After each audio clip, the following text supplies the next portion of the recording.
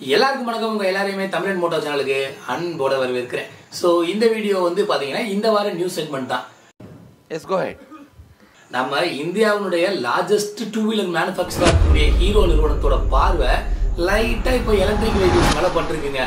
So அவங்க வந்து பாத்தீங்க அப்படின்னா எலக்ட்ரிக் வெஹிக்கிள்ஸ்ல வந்து ஒரு 3 வண்டியாவது வந்து இன்னும் 2 வருஷத்துக்குள்ள லான்ச் பண்ணிடணும் அப்படின்னு சொல்லி முடிவு எடுத்திருக்கிறதா சொல்றாங்க. அதுல குறிப்பா வந்து பாத்தீங்க அப்படின்னா நல்ல ஹையஸ்ட் சேலா இருக்கக்கூடிய ஹீரோனுடைய ஸ்ப்ளெண்டர் மாடலை எலக்ட்ரிக் வெஹிக்கிளா வந்து கன்வெர்ட் பண்ணி லான்ச் பண்ண போறாங்களாமா. இந்தியாவுடைய மிகப்பெரிய மார்க்கெட்டை பிடிக்க போற முதல் பெரிய இ பைக்கா இருக்கும் அப்படின்னு கம்பெனி தரப்புல சொல்லப்படுது. அண்ட் அது மட்டும் இல்லாம ஏற்கனவே ஹீரோல விடான்னு ஒரு எலக்ட்ரிக் வண்டி விட்டுருந்தாங்க. அந்த விடால V1 V2 2 மாடல்லாம் இருக்கு. அந்த வண்டியோட ஆஃப் ரோடுக்கு அந்த வண்டியை தனியா ஒரு டிசைனை போட்டு அதை வந்து பேட்டன் வாங்கி வச்சிருக்காங்க. 2027ல ஹீரோவோட ஸ்ப்ளெண்டரும் லான்ச் ஆயிடும். இதுக்கு முன்னாடியே ஹீரோவுடைய விடா ஆஃப் ரோடு வெஹிக்கிளும் லான்ச் ஆயிடும் அப்படின்னு கம்பெனி தரப்புல ஒரு தகவல் சொல்லியிருக்காங்க. நாம தான் வந்தாச்சு. அண்ட் இது இல்லாம 150cc 250cc இந்த செக்மெண்ட்லயும் வந்து ஈவி விடுறதுக்கு ஹீரோ நிறுவனம் வந்து பிளான் பண்ணிக்கிட்டு இருக்காங்களாமா. ஒரு பக்கம் ஹீரோ நிறுவனம் எலக்ட்ரிக் வண்டி மேல கான்சென்ட்ரேட் பண்ணிட்டு இருக்கிறப்ப ஒரு பக்கம் பஜாஜோட சிஇஓ ராஜீவ் பஜாஜ் என்ன சொல்றாரு அப்படின்னா, நாங்க ஏற்கனவே கிளீன் எனர்ஜியை நோக்கி மூவ் பண்ண ஆரம்பிச்சிட்டோம். அதுல பஜாஜ் ஃப்ரீடம் 125 லான்ச் பண்ணியிருந்த அந்த சிஎன்ஜி வண்டி செம்ம பீக்ல வந்து சேல் ஆகிட்டு இருக்கு. கிட்டத்தட்ட 25,000 யூனிட்ஸ் வந்து இது வரைக்கும் சேல் ஆயிருக்கு. அது ஒரு மிகப்பெரிய மாசிவ் சக்சஸ். அதை தொடர்ந்து நாங்க சிபிஜிலையும் ஒர்க் பண்ண போறோம் அப்படின்னு சொல்லியிருக்காங்க. சிபிஜி அப்படின்னா கம்ப்ரஸ்டு பயோகேஸ் அப்படின்னு அர்த்தம். சோ இந்த பயோகேஸ்ல ஓடக்கூடிய வண்டியையும் வந்து பஜாஜ் நிறுவனம் விரைவில் அறிமுகப்படுத்துவோம் அப்படின்னு சொல்லியிருக்காங்க. இந்த பயோகேஸ் அப்படின்றது வந்து பாத்தீங்கன்னா நேச்சுரலா கிடைக்கக்கூடிய நிறைய மக்கக்கூடிய பொருட்களை வச்சு தயாரிக்கக்கூடிய கேஸ். அதுல வண்டி கொண்டு வர போறோம் அப்படின்னு பஜாஜ் நிறுவனம் வந்து ஸ்டெப் எடுத்துக்கிட்டு இருக்காங்க. சிஎன்ஜி சிபிஜி இந்த ஐட்டம் தான் வந்து பாத்தீங்க அப்படின்னா ஒரிஜினலாவே வந்து நாட்டுக்கு எந்த ஒரு கெடுதியும் பண்ணாத ஃபியூயல்னு பஜாஜ் தரப்புல இருந்து சொல்லப்படுது. சோ சஸ்டைனபிள் ஃபியூயல் அப்படின்னு சொல்றாங்க. சிஎன்ஜியா சிபிஜியா ஈவியான்னு இவங்க அடிச்சுக்கிட்டு இருக்கக்கூடிய மத்தியில ஹோண்டா நிறுவனம் சைலண்டா 2 வண்டியை அப்கிரேட் பண்ணி லான்ச் பண்றாங்க. 2 பேரா மாமி? என்னன்னு பாத்தீங்கன்னா ஒன்னு CBR 650 இன்னொன்னு CB 650R. இது 2 வண்டியுமே வந்து பாத்தீங்க அப்படின்னா மார்க்கெட்ல செம்ம வேல்யூ இருக்கக்கூடிய வண்டி. CBR 650 9,29,000க்கும் CB 650R வந்து 9,90,000க்கும் லான்ச் பண்றாங்க. பிப்ரவரி மாசத்துல இருந்து டெலிவரியை தொடங்க போறோம் அப்படின்னு சொல்லியிருக்காங்க. 2 வண்டியுமே சேம் 650cc இருக்கக்கூடிய அந்த 4 சிலிண்டர் இருக்கக்கூடிய அதே இன்ஜினை தான் பயன்படுத்துறாங்க. மேக்ஸிமம் பவரா வந்து 95 bhpயும் மேக்ஸிமம் டார்க்கா வந்து 63 நியூட்டன் மீட்டரும் கொடுக்கும் அப்படின்னு சொல்றாங்க. அண்ட் அது மட்டும் இல்லாம அந்த ஹீரோவுக்கே உரித்தான அந்த ரெட் அண்ட் பிளாக் 2 கலர்லயுமே இந்த 2 வண்டியுமே வந்து அவைலபிளா இருக்கு. யூரோப்பியன்ல லான்ச் பண்ண சேம் மாடல்ஸை தான் இங்கேயும் வந்து லான்ச் பண்றாங்க. அண்ட் இதுல வந்து பாத்தீங்க அப்படின்னா இன்ஜின் வந்து இந்தியன் ஃபியூயலுக்கு நல்ல ஒரு பெட்டரான அவுட்புட் கொடுக்கும் அப்படின்னு சொல்லி எதிர்பார்க்கப்படுது. மெக்கானிக்கல் திங்ஸை பொறுத்த வரைக்கும் எல்லாமே கேரி ஓவர் தான் பண்ணியிருக்காங்க. அண்ட் டிசைனை பொறுத்த வரைக்கும் பாத்தீங்க அப்படின்னா இதுல ஒரு ஷார்ப்பான டெயில் செக்ஷன் கொடுத்துருக்காங்க. அண்ட் 2 வண்டியுமே வந்து பாத்தீங்க அப்படின்னா உங்களுக்கு வந்து மற்ற கண்ட்ரில லான்ச் பண்ணும்போது இ கிளச்சோட லான்ச் பண்ணியிருந்தாங்க. பட் இந்தியாவில் இ கிளச் வராது அப்படின்னு சொல்லிட்டாங்க. மெயினான ஃபியூச்சரே என்ன அப்படின்னு பாத்தீங்கன்னா இதுல வந்து ஒரு 5 inch TFT இன்ஸ்ட்ருமெண்ட் கன்சோல் வந்து பயன்படுத்துறாங்க. அது ப்ளூடூத் கனெக்டிவிட்டியோட வருது. இது வந்து நம்ம ஹோண்டாவோட அந்த ரோட் சிங்க் ஆப் மூலமா வந்து என்ன பண்ணிக்கலாம் அப்படின்னா கனெக்ட் பண்ணி நம்ம இன்ஃபர்மேஷன்ஸ் எல்லாத்தையுமே வந்து டிஸ்பிளேலே தெரிஞ்சுக்கிற மாதிரியும் ஆப் மூலமா வந்து சில இன்ஃபர்மேஷன்ஸ் தெரிஞ்சுக்கிற மாதிரியும் டிசைன் பண்ணியிருக்காங்க. அண்ட் ஹீரோ நிறுவனம் வந்து பாத்தீங்க அப்படின்னா இன்ஜின் வெஹிக்கிள்ஸை பொறுத்த வரைக்கும் டெஸ்டினி 125 வண்டியை கொஞ்சம் அப்டேட் பண்ணி லான்ச் பண்ணியிருக்காங்க. இதுல வந்து சேம் இன்ஜின் தான் யூஸ் பண்ணியிருக்காங்க, ப்ரீவியஸா இருக்கக்கூடிய இன்ஜின் தான். பட் ஆனா உள்ளுக்குள்ள சில சேஞ்சஸ் எல்லாம் பண்ணி நாய்ஸ் அண்ட் வைப்ரேஷன் ஹார்னஸை வந்து கம்மி பண்ணியிருக்கிறதா சொல்றாங்க. ஏற்கனவே இந்த ஜூம் அப்படின்னு ஒரு வண்டியில எப்படி 12 inch வீல்ஸ் கொடுத்துருந்தாங்க, அதே மாதிரி இப்ப ஹீரோ டெஸ்டினி 125 ஃப்ரண்ட் அண்ட் ரியர்ல 12 inch வீல்ஸோட வரப்போகுது. அப்புறம் அண்டர் சீட் ஸ்டோரேஜ்ல வந்து பாத்தீங்கன்னா ஒரு 19 லிட்டர் வந்து பூட் ஸ்பேஸ் வந்து கொடுத்துருக்காங்க. அதே மாதிரி ஆட்டோ டர்னிங் இண்டிகேட்டர் ஆஃப் பண்ற சிஸ்டம் வந்து கொடுத்துருக்காங்க.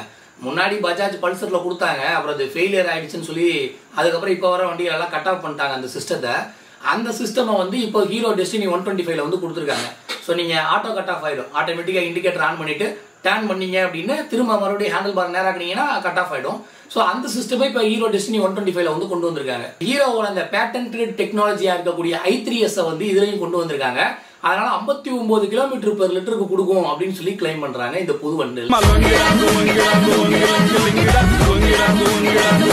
ஹீரோவுக்கு ஹோண்டா சலிச்சவே இல்லடா அப்படின்னு சொல்லி அவங்களும் என்ன பண்றாங்கன்னா ஏற்கனவே வந்து இந்த புள்ளிங்கோ வண்டின்னு சொல்லி நல்லா ஃபேமஸான டியோ மாடல்ல ஒரு 2-3 சின்ன சின்ன அப்கிரேடை கொடுத்து அவங்களும் வந்து ரீலான்ச் பண்ண போறாங்க.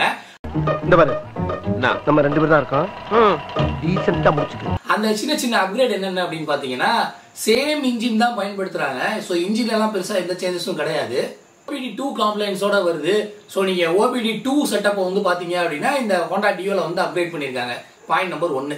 அண்ட் செகண்டா வந்து பாத்தீங்க அப்படின்னா இவங்க வந்து 4.2 inch colour TFT instrument console வந்து பயன்படுத்த போறாங்க. அதாவது கலர் டிஸ்பிளே வந்து கொடுக்க போறாங்க. அது மூலமா வந்து பாத்தீங்க அப்படின்னா நம்ம டீடைல்ஸ் எல்லாத்தையும் தெரிஞ்சுக்க முடியும். இது பேரலா வந்து நம்ம மற்றபடி ப்ளூடூத் கனெக்ஷன்ல என்னெல்லாம் நம்ம தெரிஞ்சுக்கலாமோ அந்த சிஸ்டம்ஸ் எல்லாமே கொடுக்குறாங்க. 2 வேரியன்ட் விட போறாங்க, 5 கலர்ல வரப்போகுது. ஸோ ஹோண்டா டியோ வாங்கணும் அப்படின்னு நினைக்கிறவங்களுக்கு இந்த வருஷம் ஒரு பெர்ஃபெக்டான இயரா வந்து இருக்கும். அண்ட் பஜாஜ் வந்து பாத்தீங்க அப்படின்னா அவங்களோட RS200 வந்து 2015 லான்ச் பண்ணியிருந்தாங்க. அதுக்கப்புறம் அதுல எந்த பெருசா அப்டேட்டும் விடல. ஆனா அந்த வண்டி நல்ல சேல்ஸ்ல இருந்தது, அதுக்குன்னு ஒரு பெரிய ஃபேன் பேஸே இருந்தாங்க. இப்போ 2025ல 10 வருஷம் கழிச்சு அப்டேட் பண்ணி அந்த வண்டியை திரும்ப ரீலான்ச் பண்ணிருக்காங்க. அண்ட் பிரைசிங்கை பொறுத்த வரைக்கும் பாத்தீங்கன்னா ப்ரீவியஸா இருந்த செக்மெண்ட்ல இருந்த பிரைசிங்கை விட ஒரு 10,000 ரூபாய் இன்க்ரீஸ் பண்ணிருக்காங்க. 1,84,000 ரூபாய்க்கு 200cc வண்டி வந்து இவங்க வந்து சேல் பண்றாங்க. நான் சொல்றது எக்ஸோரூம் பிரைஸ் தான். நீங்க ஷோரூம்ல போய் கேட்கும்போது இது கூட ஆடடா கொஞ்சம் அதெல்லாம் போட்டு அதுக்கப்புறம் ஆன் ரோடு பிரைஸ் வந்து சொல்லுவாங்க. 50 ரூபாய் சேர்த்து பில்ல போடே. அதான் ஊத்தப்ப டாப்ல இல்ல, அதுக்கு 50 ரூபாய். இந்த வண்டியில வந்து பாத்தீங்கன்னா மேஜரா சில அப்டேட்ஸ் கொடுத்திருக்காங்க. இவங்க LED ப்ரொஜெக்டர் ஹெட்லாம்ப்ஸ் வந்து பயன்படுத்தி இருக்காங்க. அப்புறம் ஒரு ஸ்லீக்கான ரீடிசைன் பண்ணப்பட்ட ஒரு டெயில் செக்ஷன் வந்து அப்கிரேட் பண்ணிருக்காங்க. அப்புறம் பாத்தீங்கன்னா இன்ஸ்ட்ருமெண்ட் கன்சோலை வந்து அப்டேட் பண்ணிருக்காங்க. இது வந்து ஒரு நெகட்டிவ் ஷேட்ஸ்ல இருக்கக்கூடிய ஒரு இன்ஸ்ட்ருமெண்ட் கன்சோல் தான்.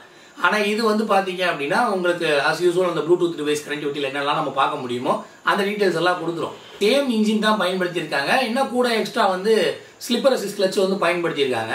அண்ட் இந்த வண்டி வந்து 3 ரைடிங் மோட்ஸோட வருது. as usual road, rain, off road அப்படின்னு சொல்லிட்டு ஒரு 3 ரைடிங் மோட்ஸ் வந்து கொடுத்துருக்காங்க. ஸோ 200cc கேட்டகரியில் இருக்கக்கூடிய எல்லா வண்டிக்கும் இந்த வண்டி செம்மையா போட்டி போடும் அப்படின்னு சொல்லி எதிர்பார்க்கப்படுது. நம்ம நியூஸ் செக்மெண்ட்ல நம்ம கடைசியா பார்க்க போற நியூஸ் என்ன அப்படின்னு பாத்தீங்கன்னா ஆம்பயர் நிறுவனம் அவங்களோட புது மேக்னஸ் அப்படின்ற EV லான்ச் பண்ண போறாங்க.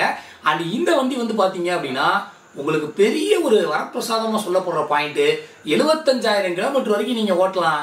அது வரைக்கும் உங்களுக்கு பேட்டரி வாரண்டி உண்டு. அல்லது 5 இயர்ஸ் வரைக்கும் டைம் பீரியட் கொடுக்குறாங்க. எய்தர் 75,000 கிலோமீட்டர்ஸ் நீங்க ஓட்டலாம், அப்படி இல்லைன்னா உங்களுக்கு 5 வருஷம் வரைக்கும் அந்த டைம் எடுத்துக்கலாம். இந்த ரெண்டுல ஏதாவது ஒண்ணு நீங்க ஃபர்ஸ்ட் கம்ப்ளீட் பண்ற வரைக்கும் உங்களுக்கு பேட்டரி வாரண்டி உண்டு. 80,000 ரூபாய்க்கு லான்ச் ஆக போற இந்த மேக்னஸ் நியோ வந்து பாத்தீங்கன்னா டாப் ஸ்பீடா 65 கிலோமீட்டர் வரைக்கும் போகும் அப்படின்னு சொல்றாங்க. இந்த சிங்கிள் சார்ஜ்ல உங்களுக்கு 70ல இருந்து 80 கிலோமீட்டர் வரைக்கும் போகும்னு சொல்றாங்க. ரைடரோட வெயிட்டை பொறுத்து இது கொஞ்சம் மாறும். அண்ட் ஒன் மோர் திங் என்னன்னு பாத்தீங்கன்னா வண்டி வெடிச்சிருமோ அப்படின்ற பயம் உங்களுக்கு தேவையில்லை. ஏன்னா இந்த வண்டியில லித்தியம் ஃபெர்ரோ பாஸ்பேட் பேட்டரிஸ் வந்து பயன்படுத்தி இருக்காங்க. இந்த பர்டிகுலர் வண்டி 2.3 கிலோவாட் பேட்டரி பேக்கோட வருது. 5 டிஃபரெண்டான கலர் பேட்டர்ன்ஸ்ல வருது. டியூயல் டோன் கலர்ஸ் எல்லாம் கொடுத்துருக்காங்க. ஸோ வாங்கணும் அப்படின்னு நினைக்கிறவங்களுக்கு one of the best lowest price ஸ்கூட்டரா இந்த ஆம்பயர் மேக்னஸ் நியோ வந்து இருக்கும் அப்படிங்கிறதுல மாற்று கருத்து கிடையாது.